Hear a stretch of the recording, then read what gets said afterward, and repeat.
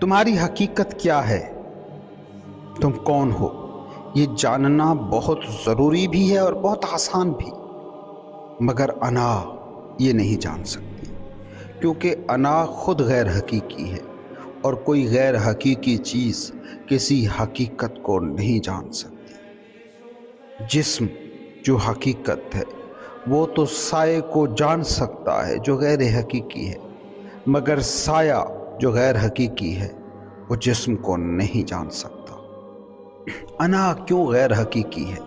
کیونکہ یہ خود کچھ نہیں ہے، یہ بس خود میں چیزوں کا اضافہ کرتی ہے، خود سے چیزوں کو منہا کرنے والا ایک خودکار میکینزم ہے۔ کبھی تم نے سوچا کہ جسے تم کہتے ہو، جسے شخصیت کہتے ہو، جسے میں کا نام دیتے ہو، وہ کیا ہے؟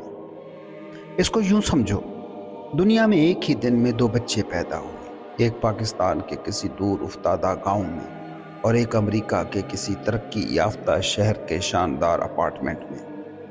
اب آپ ان دونوں بچوں سے پوچھیں تم کون ہو، کیا ہو؟ ان کا کوئی نام نہیں ہے، کوئی قومیت نہیں ہے، کوئی مذہب نہیں ہے، کوئی زبان نہیں ہے۔ آپ کے اس سوال کو سن کر وہ آپ کو پاگل سمجھیں گے کہ یہ کیا سوال ہے، لیکن کیا ان دونوں کا ہونا، ان دونوں کی آئی ایم نیس، ان دونوں کی بینگ، ان دونوں کی ہستی پر کسی کو بھی کوئی شک ہو سکتا ہے؟ کیسے ہو سکتا ہے؟ وہ بطور زندگی تمہارے سامنے بیٹھے ہیں۔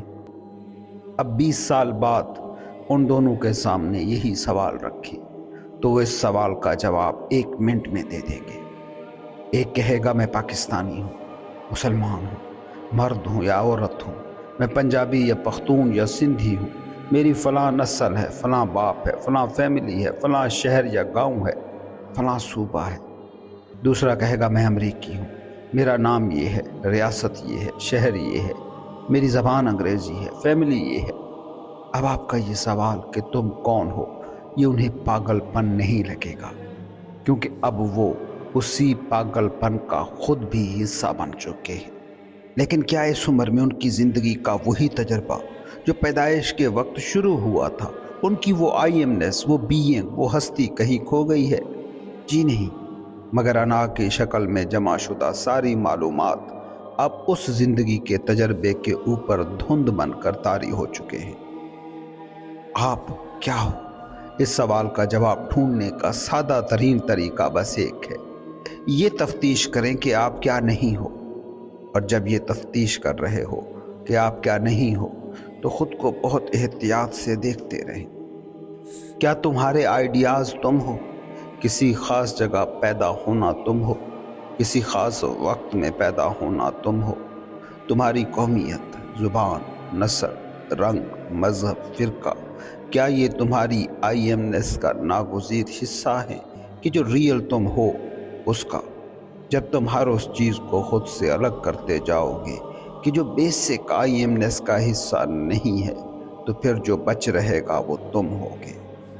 بینگ دیٹ یا بینگ دس کو علیحدہ کرتے جائیں تو آخری اسٹیشن بچ جاتا ہے، وہ ہے جسٹ بینگ۔ نفسیات میں اس بات پر بڑا زور دیا جاتا ہے کہ خود کو کبھی منفی ہدایات، نیگیٹو سجیشنز نہ دیں، مگر تصوف میں اور حقیقی مذہب میں یہ نیگیٹیوز بڑے اہم ہوتے ہیں۔ اسلام کا کلمہ لا سے شروع ہوتا ہے، بدھزم کا نروان نہ ہونے سے شروع ہوتا ہے۔ نروان کا مطلب ہے دیے کا بجھ جانا، نہ ہو جانا۔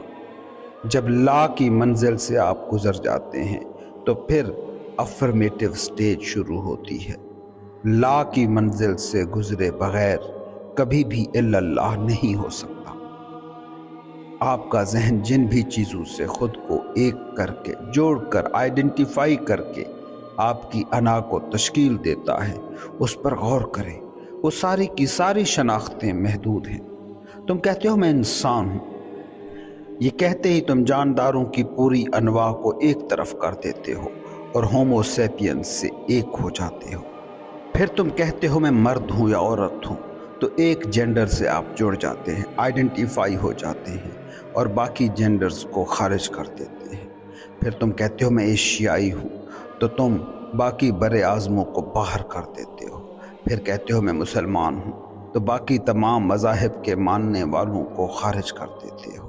تم کہتے ہو میں پاکستانی ہوں تو باقی 200 سے زیادہ ملک باہر ہو جاتے ہیں۔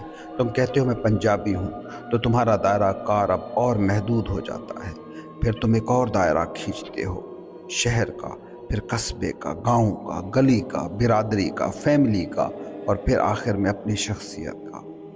انا کا بیسک میکینزم یہی ہے کہ وہ دائرے کھینچتے کھینچتے تمہیں مکمل بیگانگی کی طرف لے جاتی ہے اور بتدریج تمہیں کل زندگی، کل کائنات سے کاٹ دیتی ہے۔ انا بالکل ریشم کے کیڑے کی طرح کام کرتی ہے۔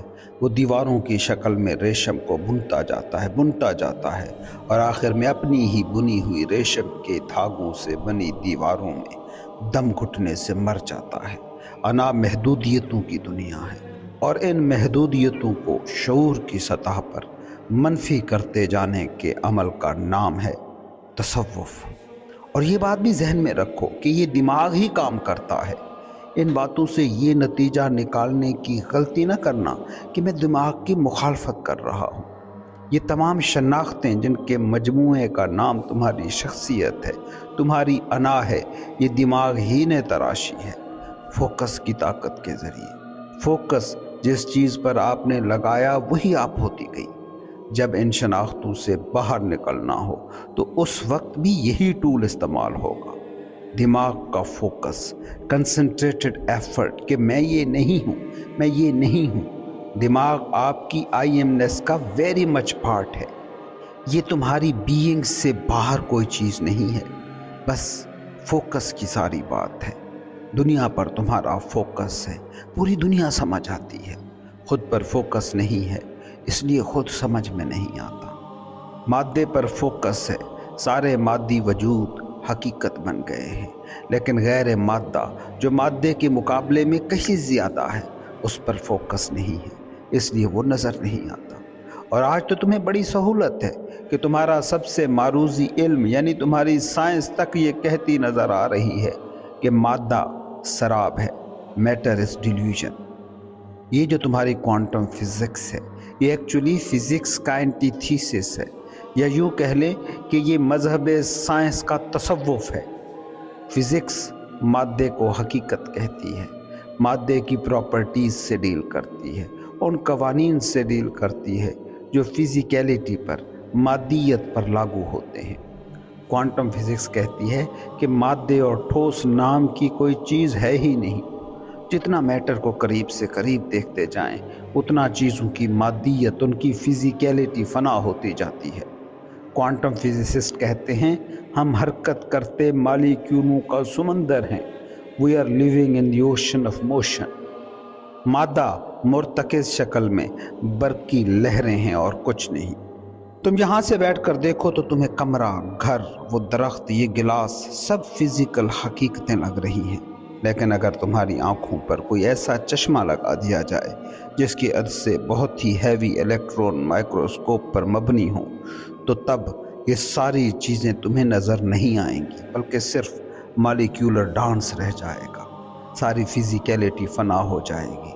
میں تو یہ کہتا ہوں کہ سائنس جسے تم نے اپنا مذہب مان لیا ہے، کوانٹم فزکس تمہارے اس مذہب کا تصوف ہے۔